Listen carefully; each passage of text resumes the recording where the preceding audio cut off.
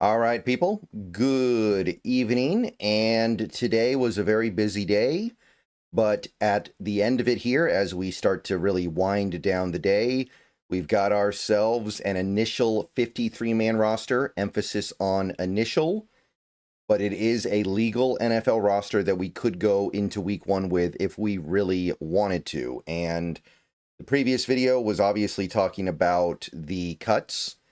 So now let's take a look at where the cuts leave us. And the Seahawks did have a practice today, but as of me recording this video, I don't think much has come of it outside of just seeing who made the team.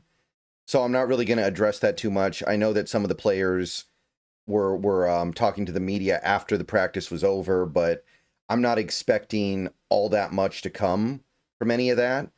I think that today was just about, okay, let's see who made the team and who didn't. So we're just going to be looking at this, I think, for today, unless I hear something else that's notable.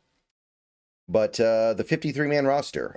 First of all, please click the thumbs up button. Subscribe if you're new. Click the bell for notifications. Become a channel member for $2 a month. Those are the best ways to support the channel. Second of all, by the time this video is up and you're watching it, I am probably either live on Twitch or about to go live on Twitch within the next hour or so. So therefore, if you want to watch me continue through Metal Gear Solid 4 Guns of the Patriots, tune in over there. We're going to be going long tonight. We're going to be trying to, not beat it, that's not going to happen, but we're going to try to set ourselves up to be able to beat it tomorrow. That's the goal. Hope to see you guys there. All right, let's look at this roster. Starting with the offense. As of right now, I think there are well, not a lot more, but there are more offensive players on the roster than defensive players. We'll see if that holds. It's something that I do think will probably get addressed in the next few days. But the offense goes quarterbacks: Sam Darnold, Drew Lock, Jalen Milroe. And by the way, I know that this does happen to be in order of their place in the depth chart, but I'm pretty sure the order is purely alphabetical. I don't think that it's actually in order of where they are in the hierarchy. So don't read too much into that. Like, okay, running back's next. Charbonnet, Helani, Walker. I don't think Helani's the third string running back. I'm sorry, I don't think Walker is the third string running back. Maybe Charbonnet's the starting running back. Again, I think that's I'm very indifferent to whether or not Charbonnet or Walker start, but there's no way Helani's ahead of Walker. That's not something that's going to happen. So pretty sure this is all alphabetical right now. So yeah, Charbonnet, Helani, Walker. So 3 running backs, reasonable, but I thought there was room for more. Fullbacks, we actually have 2, but one of them is a hybrid. Robbie Oots is basically a pure fullback at this point. Brady Russell, however, is a fullback / tight end. We'll see where he fits in here. I thought maybe they'd try to get Russell on the practice squad. Doesn't seem like they want to take the chance. Wide receivers, we got 6. Jake Bobo, Torrey Horton, Cooper Kupp, JSN, Cody White, Derek Young. I think they did pretty well here. I think Cody White was going to be hard to keep off the team after that last preseason game. And the fact that he's also adding stuff on special teams, I don't think you can let that guy go. And that's not a roster spot I give up lightly, but I think Cody White did enough in that last preseason game to stand out over a guy like a Ricky White III, to stand out over a guy like, of course, MVS, who there's also a monetary element with MVS. By the way, we learned a little bit about the MVS financial stuff earlier today. I may talk about that at some point, but it may not be as bad as we're thinking. But anyway, those are your 6. Pretty strong. Tight ends. This is very interesting, and I don't think it'll hold. 4 tight ends. Arroyo, Barner, Nick Collerup, Eric Saubert. I don't think there's any way this team carries 4 tight ends and Brady Russell. I don't think there's any way that's going to hold. And the sacrificial lamb here is obvious, Collerup. We're talking about a guy who did okay blocking in the preseason, but this was not somebody that anyone really had their eye on. This was not somebody that anybody seemed to place much value on.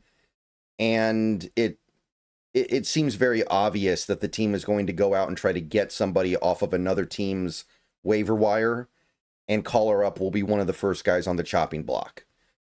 There's no way we're carrying 4 tight ends and 2 fullbacks. This is not the 1960s. That would be very odd. Offensive line.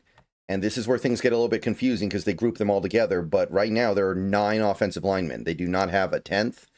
I expect the team to ultimately carry a 10th, maybe even an 11th. Teams do that. But Anthony Bradford, Bryce Cabledew, Charles Cross, Josh Jones, Abe Lucas, Olu, Mason Richmond, Jalen Sundell, Gray Zabel. So if you were to separate it out positionally, left tackle would be Cross and Jones. Left guard would be Zabel and I guess Cabledew. Center would be Sundell and Olu. Right guard would be Bradford and maybe Richmond. And right tackle would be Abe Lucas. I guess. It's a little bit convoluted because Richmond could be looked at in a few different ways. I think that's how I would go with it right now. So I would look for this team to add, either they're going to add a tackle because Richmond isn't going to cut it at tackle in the NFL, I don't think, or they add a guard because they like Richmond at tackle. It's going to be one of the two, but I don't think we're going to rock with 9 offensive linemen. That's something that stands out to me. 9 offensive linemen, but 2 fullbacks and 4 tight ends does not really make a lot of sense to me. So that's your offense. Going over to the defense now. They group all the linebackers together, which is kind of annoying because they're grouping inside off-ball linebackers with edge rushers, which I don't think is very... I don't think that makes a lot of sense just from a football point of view. Ernest Jones, Tyrese Knight, and Drake Thomas are the inside off-ball linebackers. Those 3 guys. So right now there's only 1 backup. And then we have 5 edge rushers. Derek Hall, Jared Ivey, Boye Mafe, Uchenna Nwosu, Connor O'Toole. I seriously doubt Connor O'Toole is on the 53-man when the season starts. I'm not saying he was bad in the preseason. He wasn't. He actually did some pretty good stuff. I thought that Connor O'Toole showed some pretty decent ability. I find it very hard to believe we would carry him when we're already carrying a guy like a Jared Ivey. I expect him to make way for an inside linebacker to back up the starters. I expect him to clear out for even somebody like even a nose tackle, because right now I don't know what we're doing there. I don't totally know what the plan is there, but I can't imagine O'Toole makes the 53-man. There's just not enough there to my view.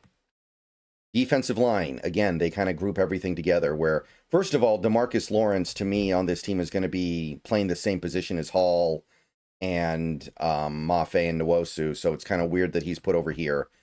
So he's one of the edge group, which is another reason why I don't think O'Toole makes it. But of the defensive linemen, the actual defensive linemen, you've got Big Cat, Murphy, Morris, and Reed.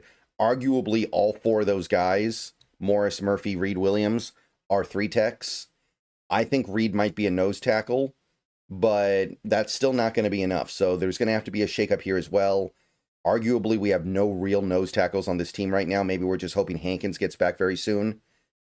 But looking at this, I don't know why they group things this way. Like, I know DeMarcus Lawrence will play inside some because that's something he can do, but by and large, I imagine he's going to be a big edge on this team. So I hate it when they do this. I hate it when they do stuff in a way that's confusing and unintuitive with their listing.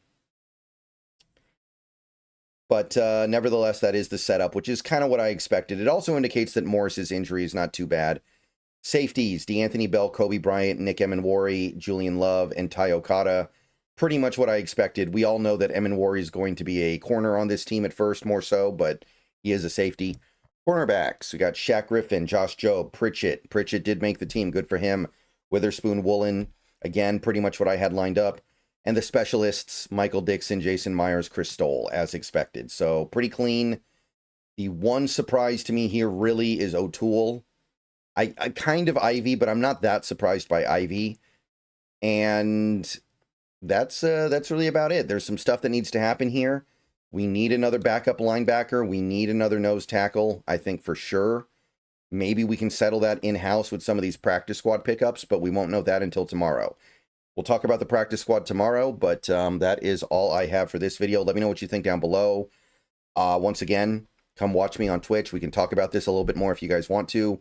The Mariners game will be on while I'm streaming. I'm not going to be watching it too closely because I'll be distracted, but we can talk about that. Whatever. Let me know what you guys think about this 53-man. I think it needs a little bit of work, but it's a good starting point. We have most of the major pieces.